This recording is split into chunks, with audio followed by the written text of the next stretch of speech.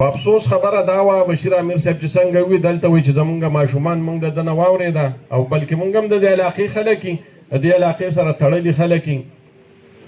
دا کم تکلیف چې دې خلکو تیر کړو نو زه په افسوس سره دا وایم چې د دې نه مخکې 15 کاله مخکې د پیپل پارټۍ دلته ایم پی ای تیر شوی دی، حکومت تیر شوی دی، صوبایي وفاقي ټول.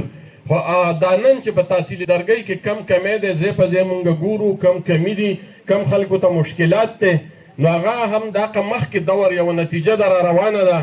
زمونږ ګورنمنټ خلک یا کې جرنالزیات وګورئ چې ډېر په بدماشۍ په دې ملک باندې حکومت کړی، مشرف ته وګورئ هغه نن څه شو د هغوی هغه جاه و جلال هر څه ختم شوي دي، په قبر کې به ورسره عمل پکارېږي.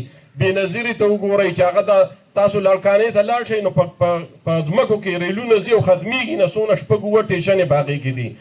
خو نن چې تاسو د دغه ځای نه دا یا کیلومیټر لار ده یا نیم ده یا 1500 میټره ده، دا کم اخلاص چې تاسو دې خلکو کړی دی او د لار دپاره او د دې دپاره هم دا وقف ځمکه ورکړه، دا بس تاسو هم په آخرت کې پکارېږي او هم په دنیا کې تاسو ته سهولت دی. شوکت خان هم جوړ کړی.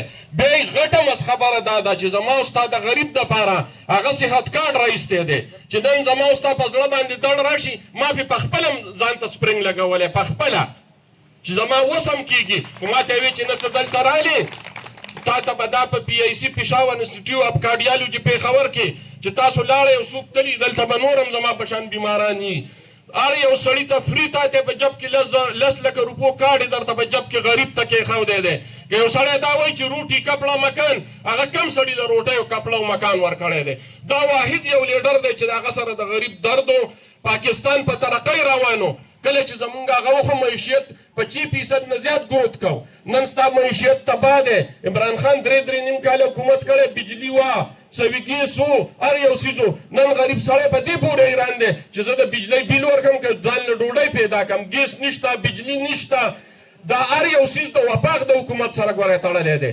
نن مې د یو کس پوسټ کتلی و، هغه وایي چې اول دې د لوډ شیډینګ ختم کړئ نو بیا تاسو دا احتجاج له ځئ. زه هغه سړي ته دې ځای کې نه دا میسج ورکوم چې هغه د یوې پارټۍ سره تعلق ساتي، هغه د وفاق چې کوم حکومت دی د هغې سره تعلق ساتي.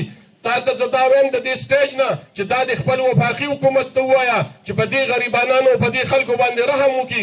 بجلي تا کم ځای ته ورسوله، د 15 او د 10 او د 8 روپۍ یونټ نه د 56 او 60 روپۍ یونټ ته ورسوله. غریب خو ځان له ډوډۍ نشي پیدا کولی. بل زما په کلي کې یو کس و، په هغه پسې 32,000 روپۍ بل راغلی، هغه دیاړي کوي ځان له.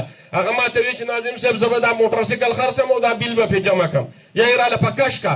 زه هغه ورځ رالم نو هلته مې زډیو ته سوال مې چې لکه دا ورله په کش کا. دغه حال دی نن زموږ د غریب سړي. نوړی ډوډۍ د تیلو تا دال کړی، ستا وفاقي حکومت دی چې تا کې دا قابلیت نشته چې د هغې دپاره د 15 ورځو یو سیستم جوړ کړي چې 15 ورځې پس به موږ د تیلو نرخ کوو.